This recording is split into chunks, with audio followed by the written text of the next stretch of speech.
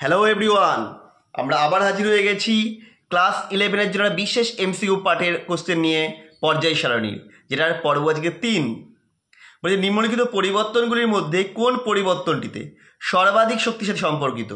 দেখুন অনেক কটা দিয়েছে, এটা কোনটা হবে? এটা অ্যান্সার হবে ডি। কেন অ্যান্সার কী হবে সেটাতে বড় কথা হচ্ছে কেন। এখানে দেখো 2+ থেকে 3+, যত বেশি প্লাস আয়ন হয় তার আকার তত ছোটো হয়, তত তারপরে পরে ইলেকট্রন বের করতে তত বেশি শক্তির প্রয়োজন হয়। তাই 2+-এ 3+ করতে সব থেকে বেশি শক্তির প্রয়োজন হবে, কারণ এখানে আকার সব থেকে ছোটো 2+-এর। পরেরটা বলেছে বাষ্পীয় অবস্থায় 10⁻⁶ সংখ্যক আয়োডিন পরমাণুর -I আয়নে রূপান্তর করতে এত জুল শক্তি লাগে। তাহলে কিলোজুল এককে আয়োডিনের ইলেকট্রন শক্তির মান কত? এটা হবে 289, অপশন বি। কেন? দেখো 10⁻⁶ সংখ্যক পরমাণুর জন্য শক্তি লাগছে কত?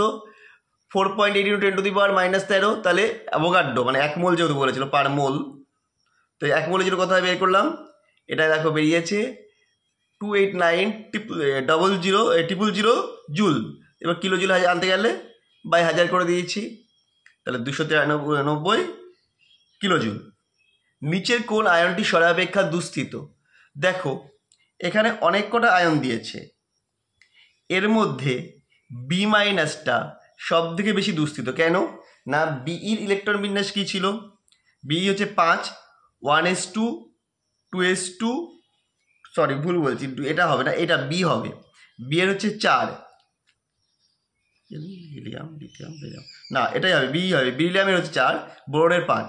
বির হচ্ছে ইলেকট্রন বিন্যাস ছিল 1s2 2s2, সুস্থির ইলেকট্রন বিন্যাস, S2 সামনে ভর্তি ছিল। সেখানে একটা মাইনাস করতে গেলে অবশ্যই এটা দুস্থিত হয়ে যাবে, সুস্থিরতা নষ্ট হবে, সেই কারণে হবে অপশান বি।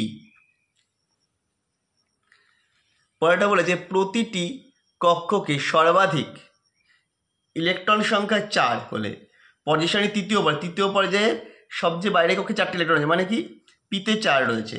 তাহলে যদি হয় তাহলে 3s2 3p4 হবে। তাহলে তার আগে কি ছিল?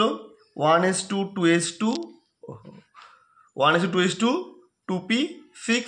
তাহলে 4 আর 6 10, 12 আর 4 16। That means option D. তৃতীয় পর্যায়ে বলেছিল আমরা 3s2 3p4 হয়েছে। এই যে পর্যায় সারণীর সর্বাধিক ইলেকট্রন সংখ্যা 4, ওই কক্ষকে পি কক্ষে 4টে রয়েছে। আমাদের ভিডিও যদি তোমাদের ভালো লাগে অবশ্যই শেয়ার করো বা পেজটা লাইক করো। নিম্নলিখিতগুলির মধ্যে কোনটি আকারে ক্ষুদ্রতম? দেখো এখানে যেগুলো দিয়েছে এর মধ্যে এই আরবি হচ্ছে আকারে সব থেকে ক্ষুদ্রতম। তোমাদের মনে হতে পারে এখানে আরবির আকার সব থেকে বড়, কিন্তু জলীয় দ্রবণে এর আকার সব থেকে ক্ষুদ্রতম হবে।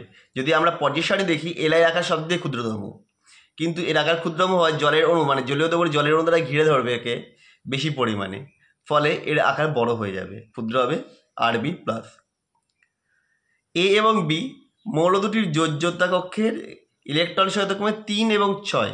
তাহলে এর যোজ্যতা যদি 3টি ইলেকট্রন থাকে তাহলে এর যোজ্যতা হচ্ছে 3 এর, আর বি এর যোজ্যতা 6 আছে, মানে 6 আর 2 8, মানে 2। এর যোজ্যতা 3, বি এর যোজ্যতা 2, তাহলে A2 B3 হবে, ক্রস হয়ে যাবে, অপশান ডি। পরেরটা প্রদত্তগুলির মধ্যে কোনটিতে ক্রোমিয়ামের ব্যাসার্ধ সর্বনিম্ন? দেখো কোনটাতে ক্রোমিয়ামের জারণ সংখ্যা সব থেকে বেশি।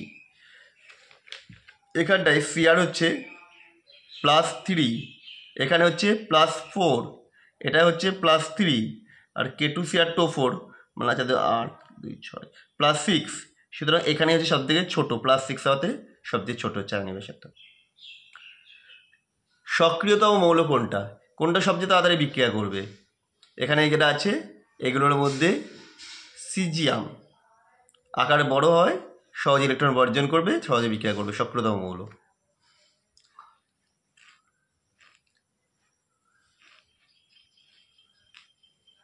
যে নিষ্ক্রিয় গ্যাসটির ডি ইলেকট্রনের সংখ্যা সংশ্লিষ্ট গ্যাসগুলির পারমাণবিক সংখ্যার পি ও এস এ পার্থক্যের সমান, তার পারমাণবিক সংখ্যা হলো। দেখো আমি 18টা দিয়েই করে দেখি। 1s2 2s2 2p6 3s2 3p6। 18 থেকে কোনো ডি নেই, তাহলে হবে না। তাহলে 4s2 3d 10 3 কত হবে 36 আর 6 করে দেখি এটাই 2 2 4 আর 6 10 12 আর 6 18 20 20 আর 6 26 হবে না এটা 10 হবে 30 4p 6 2 2 4 আর 6 10 12 আর 6 18 20 আর 10 30 6 36 দেখো এখানটায় দেখি আমি এস কটা আছে 1 2 3 4টে 4 দুগুণে 8টা এস হচ্ছে এস ইলেকট্রন হচ্ছে 8টা আর পি ইলেকট্রন আছে কত 6 আর 6 12 আর 6 18 পি এর ইলেকট্রন হচ্ছে 18 তাহলে 18 মাইনাস 8 করলে কত হচ্ছে 10 ডি এর ইলেকট্রন হচ্ছে 10 দ্যাট মিনস এটা হবে 36 এস এবং পি এর ইলেকট্রনের বিয়োগফলের মান ডি এর ইলেকট্রনের সমান প্রদত্ত কোনটি আয়নীভবন শক্তির মান সর্বাধিক কোনটা আয়নীভবন করতে গেলে সবচেয়ে শক্তি লাগে যে আকার ছোট তাহলে এলআই থেকে এলআই প্লাস করতে গেলে সর্বাধিক শক্তির প্রয়োজন হওয়ার কথা